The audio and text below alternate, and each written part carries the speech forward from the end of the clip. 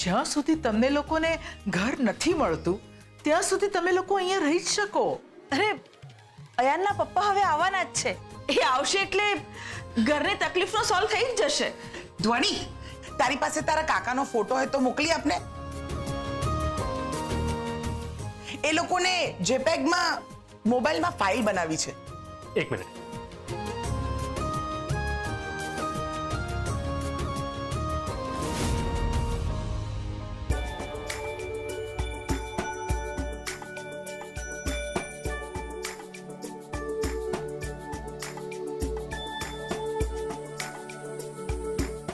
હા, મેં તમને મોકલ્યો, જુઓ.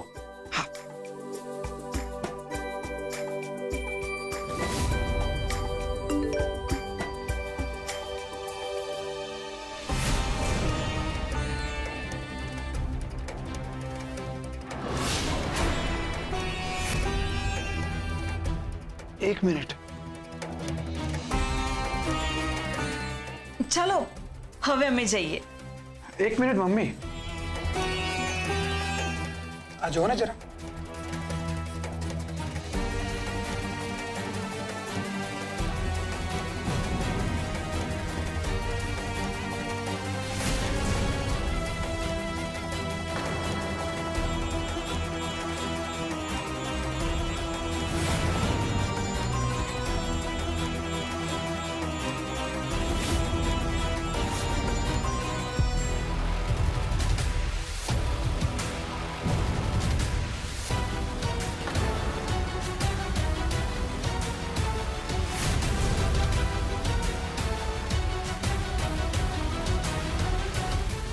આ કોણ છે?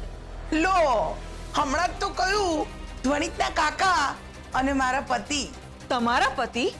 હા, મારે 3 દીકરા છે. મારા એક દીકરાનો સ્વર્ગવાસ થઈ ગયો, સૌથી નાનો ચંદન,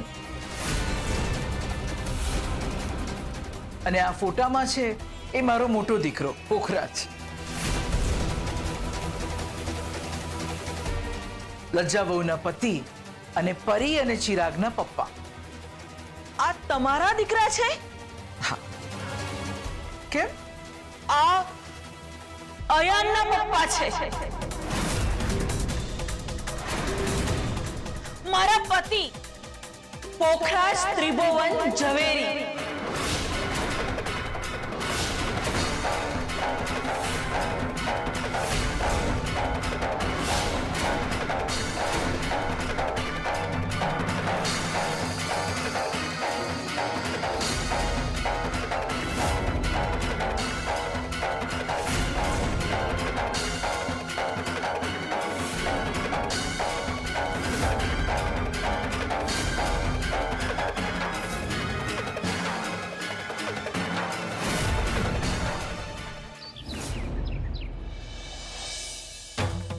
આ પરિસ્થિતિ આવીને ઊભી રહી જશે એવું નહોતું વિચાર્યું લજ્જાબહુ.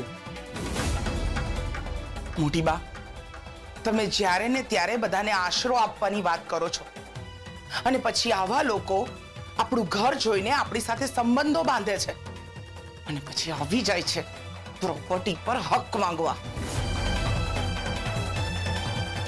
એવું નથી લજ્જાબહુ. એવું જ છે મોટી બા. આ બધું જ ખોટું છે. એક એક શબ્દ ખોટો છે. એની હિંમત કઈ રીતે થઈ ચિરાગના પપ્પા વિશે આવું કહેવાની? સાચું બોલવા માટે ક્યાં હિંમતની જરૂર પડે છે બેટા?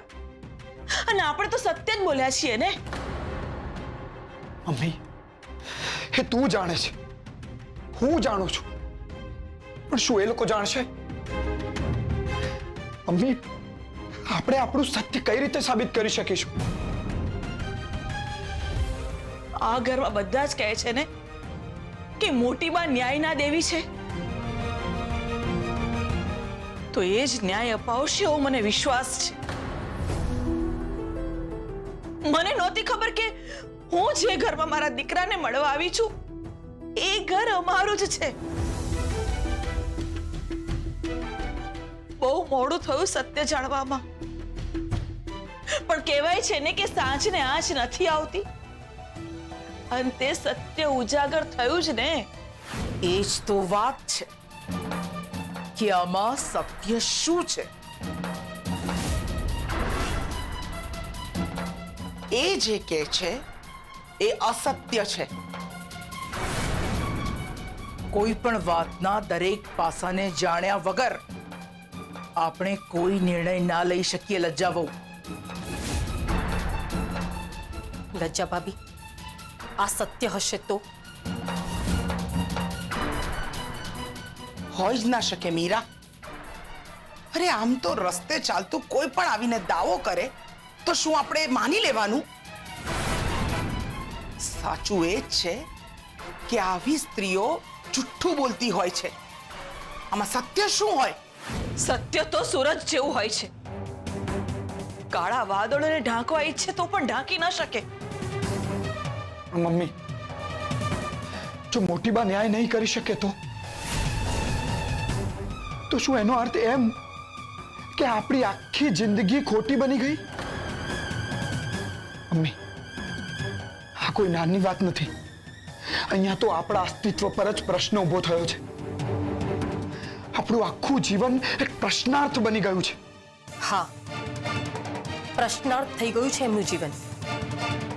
મોટી બા, આ ગાંઠ તમે નહીં ઉકેલો તો એમના સંબંધમાં ગૂંચ પડી જશે. શેની ગૂંચ મીરા? આવા જુઠ્ઠા લોકોને તો એવો પાઠ ભણાવવો જોઈએ કે ફરી કોઈની સાથે આવું કરવાની હિંમત ના કરે. હવે આ રહસ્ય ત્યારે જ ઉકેલાશે જ્યારે પોખરાજ આવીને એના મોઢેથી સત્ય બોલશે. એ ગમે તેટલું કરે મોટી બા, પણ હું માનવા તૈયાર જ નથી. હું પણ જોઉં છું કે અનસુયા જુઠ્ઠું બોલીને પોતાનો હક કઈ રીતે જતાવે છે. હક? મને કોઈ હકની જરૂર નથી, પણ તને તારો હક તો મળવો જ જોઈએ. બેટા, મારી તો જિંદગી પૂરી થઈ ગઈ છે, પણ તારી તો હજી શરૂ પણ નથી થઈ. દીકરા, કોઈ જાણે કે ન જાણે, પણ ઈશ્વર તો જાણે જ છે કે આપણે કઈ જ ખોટું નથી બોલ્યા. અને આ સાબિત કરતા મને વાર નહીં લાગે. સત્ય સાબિત કરવા માટે મને તારા પપ્પાની પણ જરૂર નથી. પણ મમ્મી, પપ્પા આવું શું કામ કર્યું હશે? દીકરા, એમણે જે કર્યું એ કર્યું. એના પર પ્રશ્ન ઉઠાવવા કરતા પ્રેમથી આપણે આને સોલ્વ કરીશું. બેટા, આપણે આ પરિવારના સભ્યો છીએ અને જેટલા ઘા આપણે એમને આપીશું ને એનાથી વધારે ઘા આપણા મન ઉપર પડશે. એમને કોસવા કરતા બને એટલા પ્રેમથી આપણે આ પ્રશ્નને હલ કરીશું. આપણે આટલા વર્ષો આપણા પરિવારથી વંચિત રહ્યા,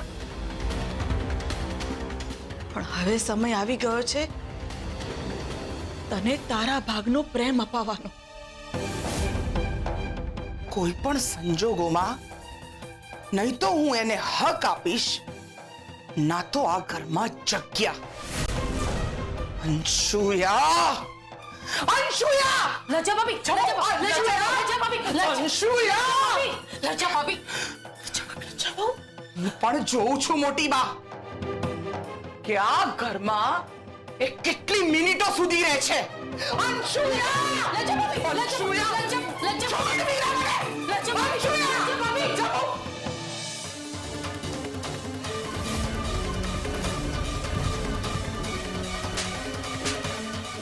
મમ્મી,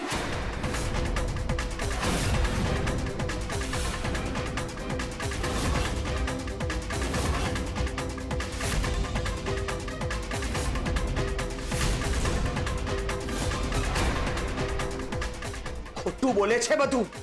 ખોટું બોલે છે તું. આ બધા નાટકો બંધ કર અને નીકળ મારા ઘરમાંથી. અરે નીકળ!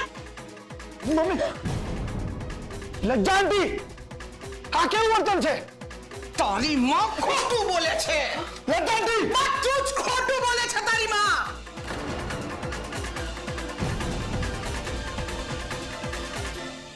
મમ્મી કંઈક તો બોલ, જવાબ આપ મમ્મી. આ તારા હકની લડાઈ છે, આપણા અસ્તિત્વની લડાઈ છે. મમ્મી કંઈક તો બોલ, બોલ ને કંઈક. ક્યાંથી બોલે? અરે જે જુઠ્ઠું બોલતું હોય ને એની જીભ તો આપોઆપ સિવાય જતી હોય છે. અને અયાન, પેલા તે મારી પરીનો જીવ બચાવ્યો, પછી તું આ ઘરમાં આવ્યો, આ ઘરમાં રહ્યો, આ ઘરની તપાસ કરી અને પછી તારી માને બોલાવી લીધી. પછી મારા પતિને પોતાનો પતિ બનાવી અને રમત રમો છો માને દીકરો બંને જણા. આ બધું જ ખોટું છે, ખોટું છે આ બધું. નીકળો મારા ઘરમાંથી, નહીં તો પોલીસને બોલાવીશ ને પોલીસ કેસ કરીશ તમારા ઉપર. નીકળો છો કે પછી બોલાવો પોલીસને? બોલાવો પોલીસ.